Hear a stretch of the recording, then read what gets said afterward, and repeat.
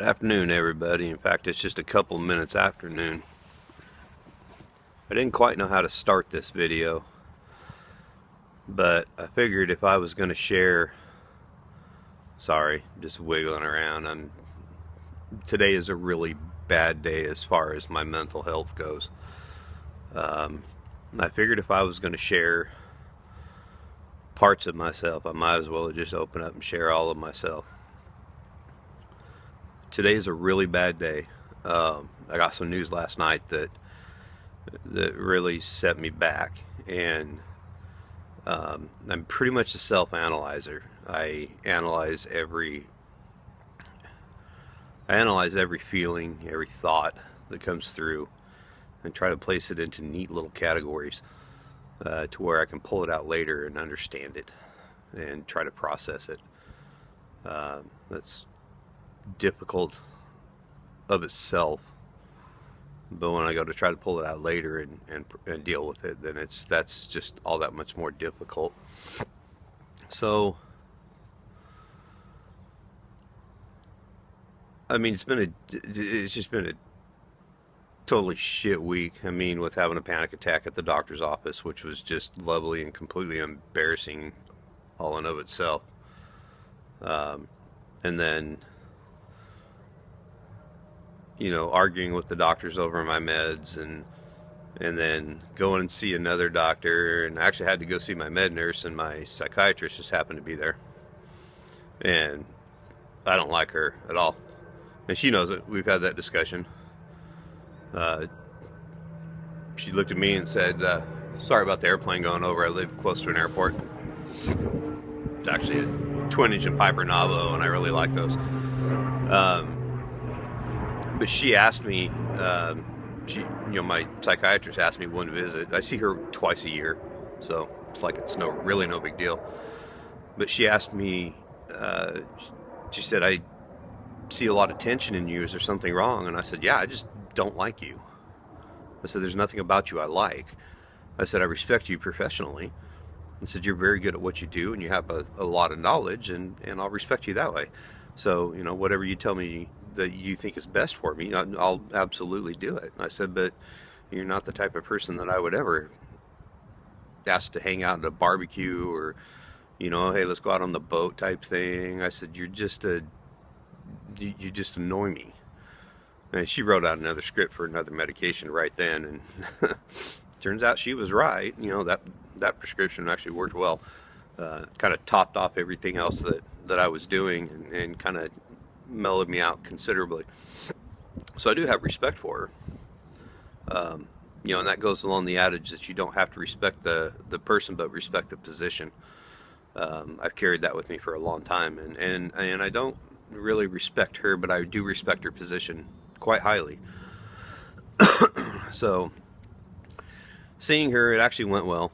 There wasn't any animosity. I didn't show my ass to her or anything like that, but she just asked a lot of questions that she needed to know that I really wasn't prepared to answer. That was another thing that was just thrown in my face and I wasn't expecting. And then I get a call yesterday. I have a son who is 16. And we've always suspected, it's kind of a toss-up between me and another guy. His mother and I were actually broke up at the time. So it's kind of a toss-up between who's the daddy, me or this other guy. And if things don't go right, I'm going to blast his name all over the internet, because he's just a piece of shit and he doesn't care about anything but himself. And so, for lack of a better term, I can't say his name, but my son, so I'm just going to say my son, he's the one that's going to pay the price for this. He's the one that just wants, contact with his dad. He's the one that just wants to talk to him. That's all he wants. He wants to talk to him. He doesn't want any money. He doesn't want any of that shit. He just wants to talk to him, and he's the one that's going to pay the price. But anyway, there's a DNA test that was done, and I'm not his father. And I wanted that so bad. I mean, I can't tell you how bad I wanted that. That was that was probably something I wanted more than anything in the world, was to let it be officially known that he was my son. And I've always thought of him as my son, but he's not. And there's a lot of people out there that are saying, well, it just matters what's in your heart. And I get that to a point, and I appreciate that mentality, and I think that's a good mentality to have. But if you've never been in this position, you won't understand that, yes, it actually does matter. He was a preemie, and I got him and his mother to the hospital just in time. I would have lost them both. I mean, we had minutes, just barely minutes, to get them both to the hospital before I would have lost them both. And I don't know what my world would have been like if I'd have lost them both. But although I do appreciate that type of advice and that type of mentality, but it really does mean something when you find out that all this love that you poured into this child, and it doesn't change the love. It doesn't. It doesn't change that a bit. I mean, I love him since the first day I laid eyes on him. I will always love him. And I will always think of him as my son. But it does change that core. When after about a week and they could let him out of his little bubble, they put him in they put me in it was like a gravity chair, I think is what they called it, or an infinity chair or something like that. Really cool. They sell them as lawn chairs now, but this thing was freaking awesome. So I laid down in this chair, and they basically had me take my shirt off, and I'm like a chia pet when I take my shirt off. I mean, just like, there comes hair everywhere. And they laid him on top of me on my chest and wrapped us up. We were skin on skin, and they wrapped us up, really tight to where, he couldn't fall off or anything like that. And I was like, hey, it's all right, I'll hang on to him. She goes, no, you're going to fall asleep. And I was like, I'm not going to fall asleep, man. I'm hanging on to my dude, And she goes, no, you're going to fall asleep. And I wouldn't believe her. And then, sure enough, I fell asleep. The chair was just that comfortable, and just holding on to him was amazing. It was that cool. And we both just fell asleep. And that moment meant the world to me. That memory will always be that memory, but now it's in my head that I was holding on to somebody else's baby that has never shown an interest in him. So that kind of bothers me, and I may have to just switch around because the wind's kind of kicking up. But yeah, that kind of mentality is great to have, and I'm going to try to hold on to something like that. But it doesn't change how I feel about him. I still love him. I always will love him. But it does change the core of my feelings. So, and if you can't understand that, you probably haven't been in this position before. And so, yeah, it's got me twisted up. I didn't get any sleep last night because of it. And it's just one of those things that when I have a bad 3 or 4 days or 5 days that I am trying to deal with and process and sort out and figure out where it went wrong so I can avoid it again. This is where things really tend to get bad for me. It doesn't matter my medication. It doesn't matter any of this other shit that I have to deal with. I tend to go a little sideways. I become a recluse. I shut down. I don't talk to anybody. And somebody usually has to pull shit out of me. And good luck with that, because I only let people know what I want them to know. I'm not one of those guys that I can sit down in front of a shrink and then they can all of a sudden jerk stuff out of my head inadvertently, or strategically. Good luck with that. I'm not that guy. I've had to hide shit for a very long time inside my brain, and I still do that to this day.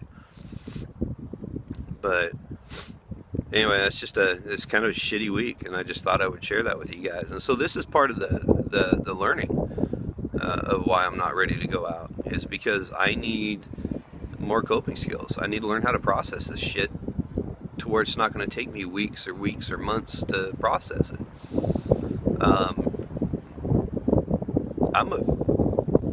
I'm afraid to even send my son a message because I don't know how he feels. You know, I'm afraid that he might think that, well, he's not my dad, I have no use for him. You know, there's all sorts of these things, thoughts like that going through my head. But, you know, I still have to be the strong one. And I don't know if I can do that, because I don't know if I am strong enough. I don't know. There's a billion little thoughts that just fly through your mind during this whole ordeal. So this is one of those times that when I tell everybody to love themselves before they can love anybody else, and this is one of those times that I really have to find a way to love myself again. And I keep saying that to everybody because I keep having to remind myself that I need to love myself. I said, this isn't something that I tell everybody else just because I've already got this shit figured out and everybody else needs to do what I tell them to do. Fuck that.